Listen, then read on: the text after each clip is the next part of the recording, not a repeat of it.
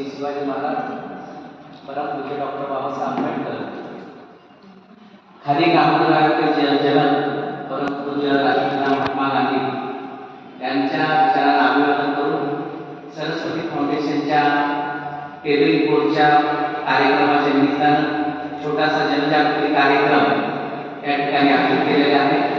या कार्यक्रमाला उपस्थित असलेले आमचे मित्र रवीजी कुमार या गावचे पोलीस पाटील, त्याच्यानंतर खास उद्देशाचा तरी पत्रकार प्रसिद्ध द्या आमच्या कार्यक्रमाला, म्हणजे लोकांपर्यंत पोहोचता येईल।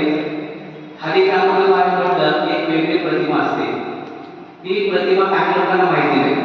आज 70-75 वर्ष झाली खादी कामगार स्थापन करून गांधीजींनी नारा दिला, चला गावाकडे जाऊया, आणि त्या अनुषंगाने आजचे 70 वर्षांनी परत परिस्थिती आली, चला गावाकडे जाऊया। त्याचं कारण असं, जर आपण हायवेवरनं किंवा मोठ्या रस्त्याने जर फिरत असत चालत प्रवास करत असताना त्यावेळेला चुलीवरचं आंबट, चुलीवरचं हे किंवा गुळाचा चहा, आपण जर 70च्या किंवा 60च्या दशकामध्ये गावाकडे असेल तर गुळाचा चहा पिणारा हा सर्वात गरीब माणूस होता, आणि चुलीवरचं जेवणारा हा सगळ्यात गरीब माणूस समजायला जायचा, भाकरी वगैरे।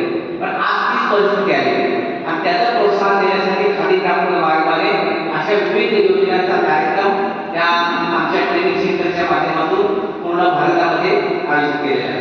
मी आपल्याला सांगू इच्छितो की भारतामध्ये 48 प्रशिक्षण केंद्र आहेत, आणि जसं कुमार सरांनी सांगितलं त्याप्रमाणे 7,500 ते 8,000 आउटलेट आहेत आमच्या खादी कामगारांच्या विविध संस्थेच्या माध्यमातून, आणि या प्रशिक्षण केंद्राच्या माध्यमातून अनेक प्रकारचे छोटे मोठे प्रशिक्षण आमच्या दिले जातात। आता आमचं कार्यालय मुंबईला आहे, मुंबईला असल्यामुळे ग्रामीण भागापर्यंत पोहोचत नाही, म्हणून सरस्वती फाउंडेशन सारखे, स्किल डेव्हलपमेंट फाउंडेशन सारखे हे एनजीओला जोडून आम्ही ग्रामीण भागाच्या